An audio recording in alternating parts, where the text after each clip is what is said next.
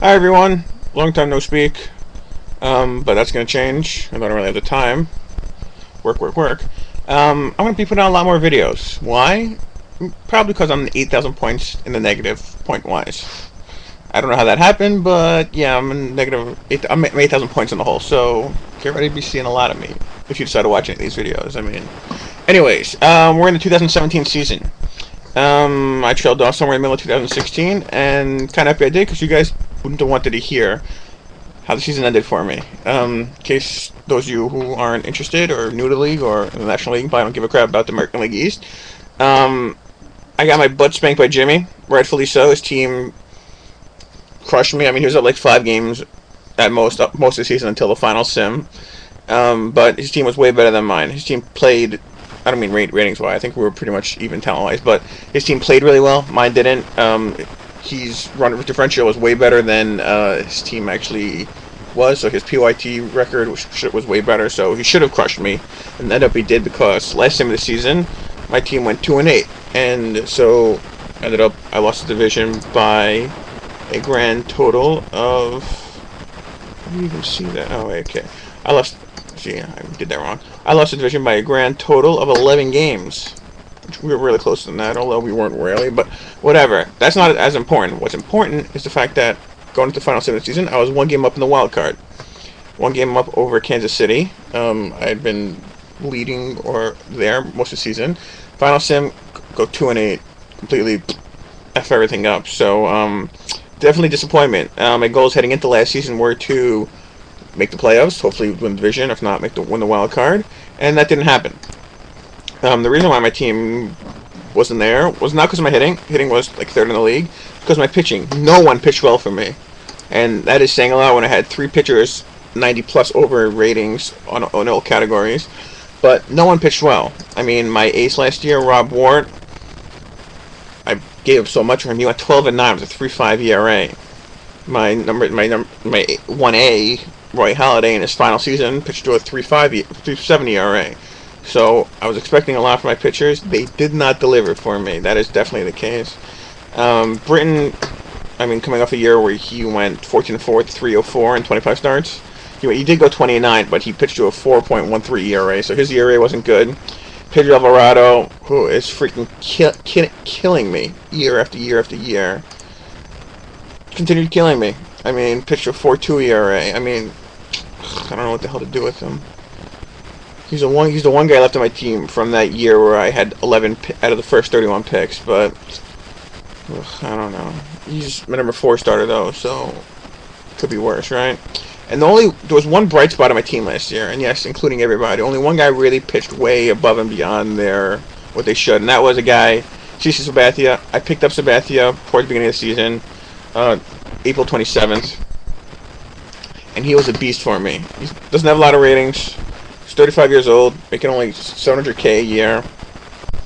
He went 13-6 with a 4.05 ERA, and besides the fact that I'll definitely take that every day of the week and twice on Sunday for my number 5 starter, he pitched like 8 innings a start, so he helped out the bullpen, which is a pretty good segue. So ACC to my bullpen. My team missed the playoffs, and it's completely my fault last season because the bullpen, I built it, and I had faith in it, and mainly 2 seasons ago, I made a couple deals towards the end of the season, gave away all of my young talent that was left. And yes, I had young talent. I had 3 firsts, I had stuff, I had specs, and I gave them all away for 2 young players. Bodillo Lopez, who I got from LA, and Randall Grichuk, also I got from LA, in 2 separate deals. I mean, the Angels. The 2 guys, got them separately, 24 years old, 25 years old, combined to kill me last season. Grichuk, I mean, he wasn't terrible. I mean, he never lived up to the potential in a season and a half for me, but I can't completely kill him. I mean, when I traded for him, I looked at 9-9-10 ratings, 24 years old, center fielder, and I thought, well, he'd continue developing, and he'd be an absolute monster. He seemed to have plateaued at his ratings. I don't know why.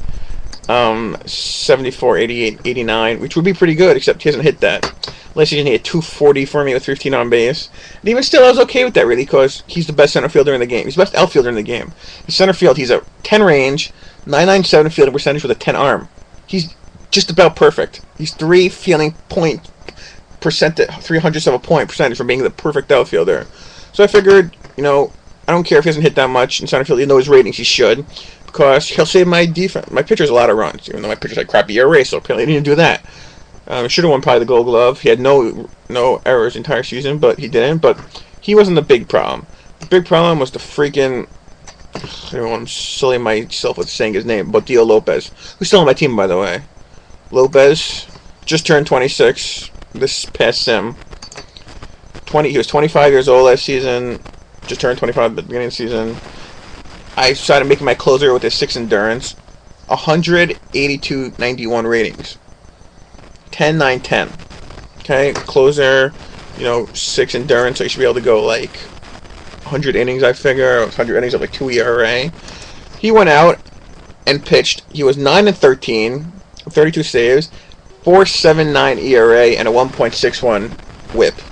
He blew 18 saves for me. 18 saves. He blew like more than a third of his save opportunities. And I kept him all year because I figured, well, he's got the ratings. Come on, he'll be able to turn it around. Well, he didn't turn it around.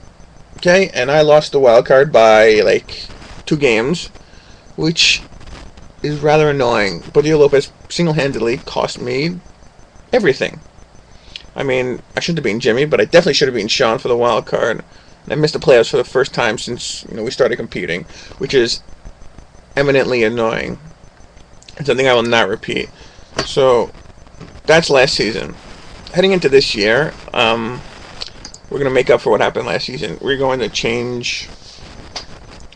I decided I was going to change whatever needed to be changing. I was not going to just ride. I figured with those guys, Grichuk and Lopez again in those 2 important spots. So I'll get to that maybe a little bit later on my next video.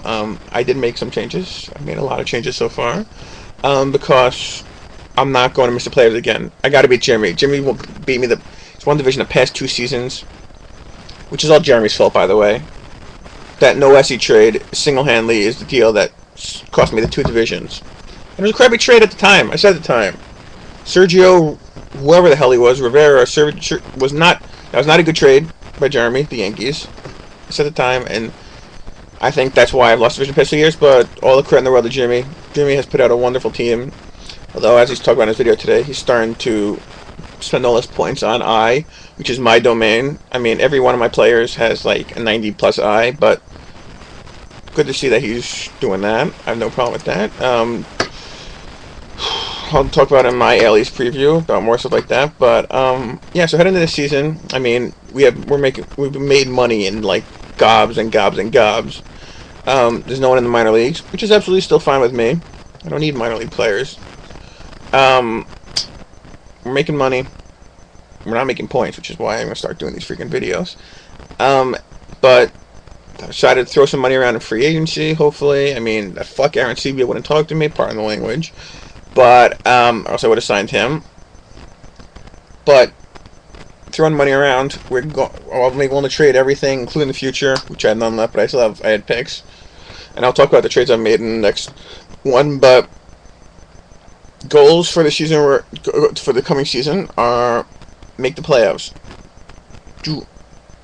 That means yes, the wild card or division, but I really want to win the division. I lost the past 2 years. I'm not going to lose again this year. I'm going to win the division, take it from Jimmy.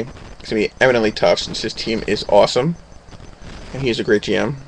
Also, Jeremy started screwing me in the no SE deal. He put together a really good team.